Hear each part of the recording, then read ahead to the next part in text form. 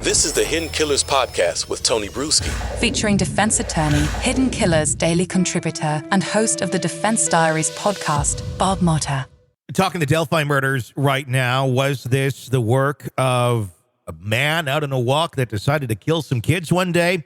Was this a ritual sacrifice by Odinists searching for blood to give to their god? It's a twisted story.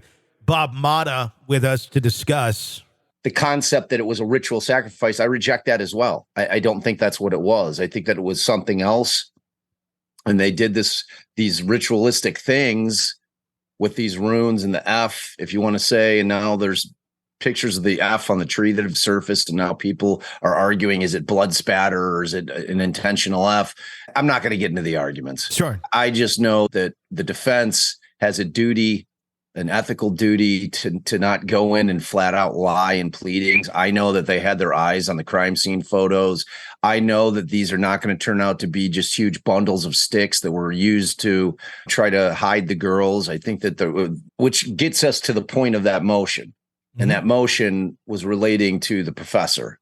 Okay. The mystery professor. Yes. And they give a lot of dates in there, and they talk about how they were deposing people and how they were deposing one of the troopers. And this trooper was the guy that was saying, oh, I don't know his name. He might not be in the country anymore. I couldn't get any information. They then find an email in the discovery from the trooper to the professor saying, hey, I know it's been 3 or 4 weeks, which predates when they spoke to the trooper, they being the defense. So they've got an issue there. So clearly he did know who the professor was, and for whatever reason is not giving him the name. Yeah. Which to me is suspicious. Very. Like, why aren't you? It's one thing to say, look, we went to this professor. He knew a little bit, but he wasn't exceptionally knowledgeable. He called his buddy from Harvard who knew more about runes. He was slightly more knowledgeable, and he agreed that it looked like somebody was attempting to make runes and that it was not just a bunch of bundles of sticks hidden on trying to hide the girls. But they could have said, look, based on those two guys saying that, we didn't buy it. And that's a investigative decision. Instead, what they decide to do is pretend like it didn't exist and then try to hide the guy, which to me is just bizarre. I mean, like, all I care about in this case, Tony, is getting those girls justice. And the only way we do that is to get the right guy or guys, period. If it's Richard Allen and they've got evidence, good. Let's get them convicted. Yeah. And if it's these other guys, let's continue the investigation, which, interestingly enough, the defense states in their motion that they believe that they have reopened the investigation in light of the fact that they have in their possession multiple interviews with 3 of the 4 named individuals in the memo that all took place as late as August 23rd of this year. It would sure indicate to me, since Richard Allen is in custody and has been since October, almost 12 months, well, 12 months in 2 weeks, I think it will be a year, that it seems like they are reopening the investigation. I mean, why else are you contacting these guys? Yeah. You know what I'm saying? So I think there needs to be transparency.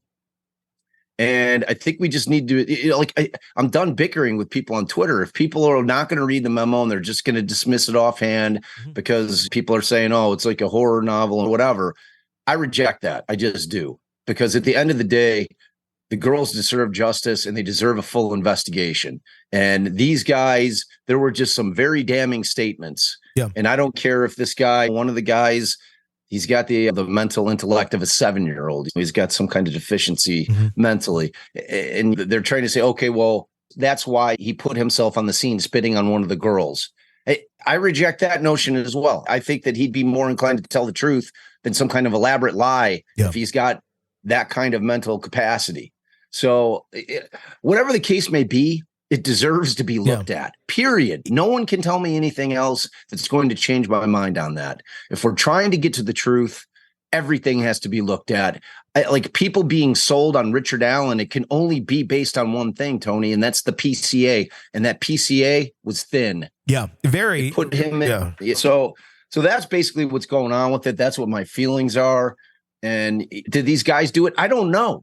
But what I do know is it needs to be looked at way harder than it was. Yeah. Because they gave up on that angle 3 weeks in, and they landed on some guy 5 years later who, frankly, to me, does not fit. Want to listen ad-free? Want advance access to all of our interviews before anyone else? Become a True Crime Today Premium Plus subscriber on Apple Podcasts. You get every episode commercial-free. So you can binge on true crime Until you can binge no more. Search True Crime Today Premium Plus on Apple Podcasts now, or go to our podcast page and sign up now. More of the Hidden Killers podcast next.